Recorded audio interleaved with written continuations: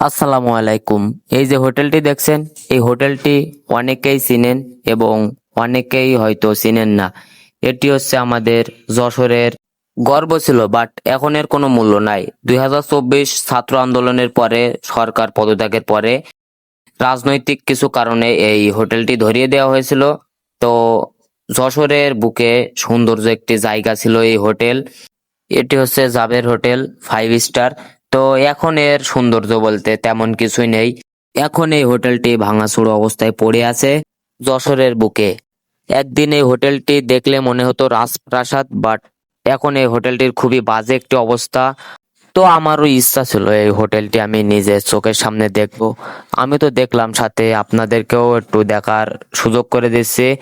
এই হোটেলটির সৌন্দর্য বলতে এখন দেখেন ভেঙে চুরে পড়ে আছে হোটেলটি, গিলাস মিলাস সব ভেঙে পড়ে আছে। এর আর কোনো সৌন্দর্য বলতে তেমন কিছুই নাই। তো এই হচ্ছে বর্তমান এই হোটেলের পরিবেশ। দেখেন, এমন একটা সময় ছিল যে এই হোটেলের সৌন্দর্য উপভোগ করতে বড় বড় কন্টেন্ট ক্রিয়েটর, বড় বড় ইউটিউবার আসতো এই হোটেলে থাকার জন্য এবং ভিডিও বানানোর জন্য।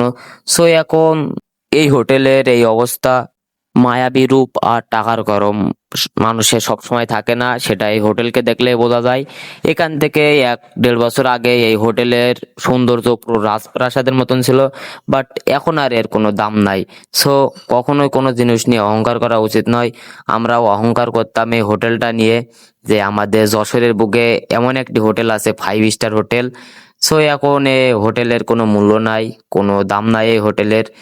এখন পুরো বাজে একটা অবস্থায় পড়ে আছে যশোরের বুকে, ভাঙচুর অবস্থায় পড়ে আছে এই হোটেল। তো সবাই ভালো থাকবেন, সুস্থ থাকবেন। খোদা হাফেজ।